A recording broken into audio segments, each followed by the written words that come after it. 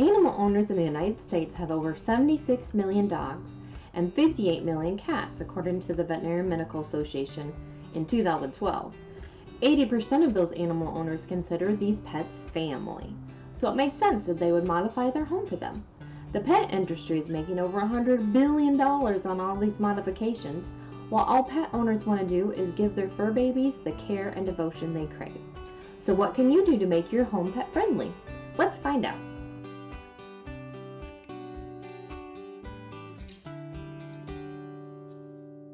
Hi, I'm Laura Clute with Ozark Gateway Realty, and I work with lakefront sellers who are animal owners in the Cherokee Village, Arkansas area. The first thing you want to do to make your home pet friendly is to make sure your pets are safe. So this is important when doing the modifications that we talk about, adding a fence, putting in a doggy door. You don't want them to escape, or you don't want them to get into the debris that may be left behind. So make sure that they're safe. And even before you start working on projects, you might want to make sure that you get down on their level and inspect things to make sure that there isn't any choking hazards.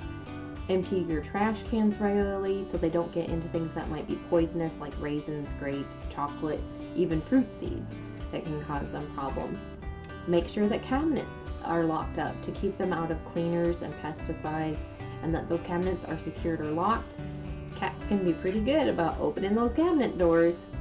Another thing to do is make sure that your windows are closed and locked so that they don't fall out. Even with your screens, make sure those are secure. There is a high rise syndrome in the veterinary profession from all those cats that like to lay in the windows and they're falling out. And even keep sure that the toilet lid is closed so that they can't get into any of the water. Is not so much a big deal, but if you have like the tank cleaner that automatically cleans every time you flush the toilet, you don't want your animals to get into that and get poisoned. Another thing to do is make sure that your animals don't have ladders to areas that you don't want them to get to, like even just a chair that's sitting out from the table, they can climb up on the table, or to get to your countertops, you might have a cat tree that's too close to the counters. Obviously, cats can jump up and big dogs can put their paws on the counter, but you do want to do your best to keep them out of things that may hurt them, or just stuff that you don't want to get them to get into.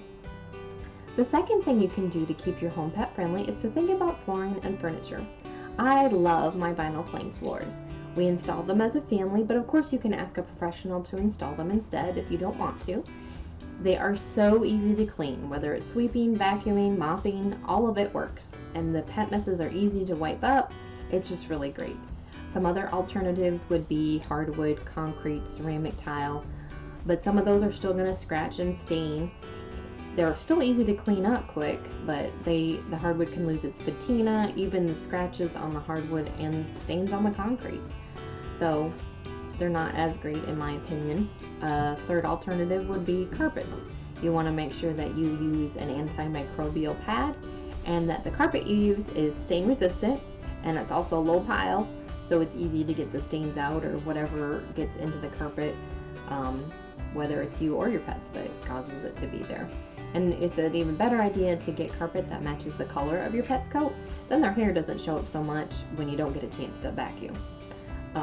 Even carpet tiles might be a great alternative. They're just little squares like a stick tile, and then if you get any stains on them, you can just pull out a square and put in a new one. Pets tend to prefer carpet since it's quieter and then they don't scrabble along it like they do when they're going across the vinyl plank or hardwood or tile. But whichever flooring you use, it'd be a great idea to vacuum once or twice a day even to pick up any loose hairs, just depending on how many animals you have. It also helps keep fleas out when you vacuum regularly. And it is also important to cut their nails regularly, either yourself or have your veterinarian or technician cut their nails. It helps deter from scratches on the furniture and flooring, as well as on you.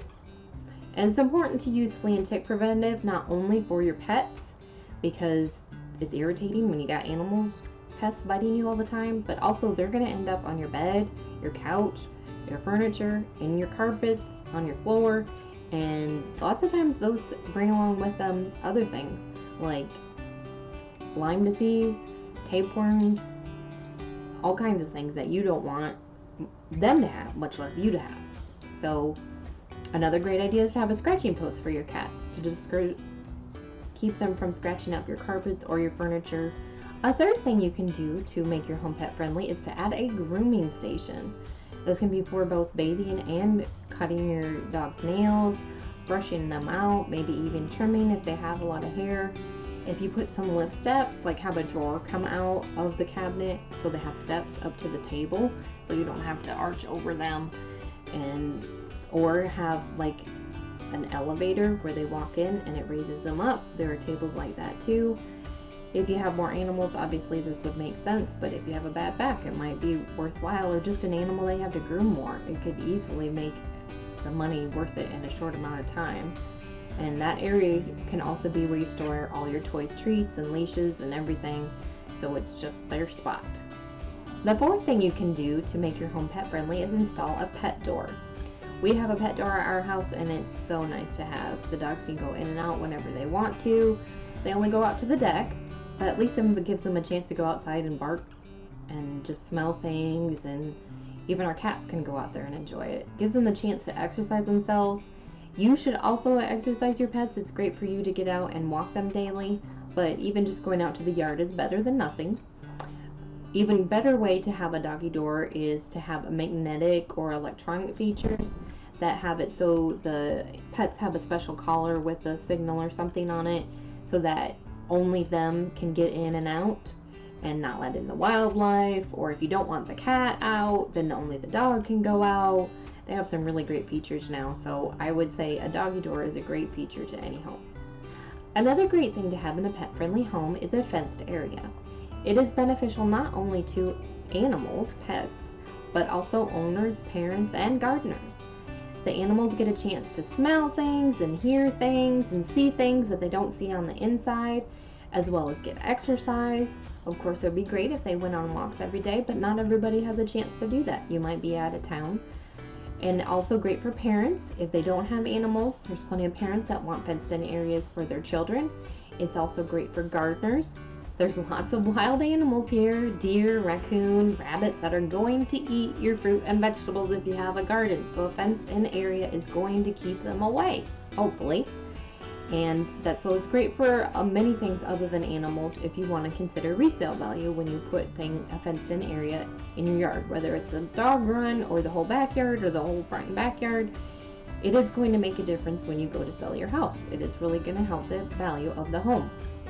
A fenced-in area is going to keep your pets safe, as well as, like I said, allow them to get some exercise. There are other great ways that you can enrich your animals' lives by making your home pet friendly. One of them is by putting plants out, which will also benefit you. Cats enjoy lemongrass, catnip, chamomile, peppermint, but I would be careful and make sure that you don't put catnip out too much or too often, because too much of anything is not a good idea. Dogs also do like plants sometimes, but they're not quite as excited as cats. They will like dill, thyme, rosemary, marigolds, and even if they don't like them, you can use them to cook. It's a win-win. Do be careful about putting plants out that may be toxic to your animals, especially lilies, daylilies, azaleas, chrysanthemums, oleander. Please check the ASPCA website and it'll tell you all kinds of plants that are toxic and not toxic, so you can make sure that your animal is actually getting enrichment and not being hurt. Another great thing you can do is put wall shelves up, kind of build a stair step up the wall. And I've seen some people have where they put a shelf all the way around the room so that the cat can go anywhere it wants to without even touching the ground. Of course, a good old cat tower, or like I said, a scratching post are also great enrichment ideas. For dogs, you can try lick mats, Kongs, toys that release treats slowly, or like puzzle toys where they have to do something to get a treat, or a good old tennis ball that they can roll around and chew. All of those are great ideas to enrich your animals' lives and only slight modifications to your home. Other things that you could do and would bring value to your home would be to install ramps. Obviously outside would be a great idea when it comes to stairs, just to give them an alternate route in and out, especially if they're geriatric or some kind of disability. You can also do it inside. There's steps available that you can put up to couches or beds so you can cuddle with them. Another great idea would be to install an eating station in your kitchen.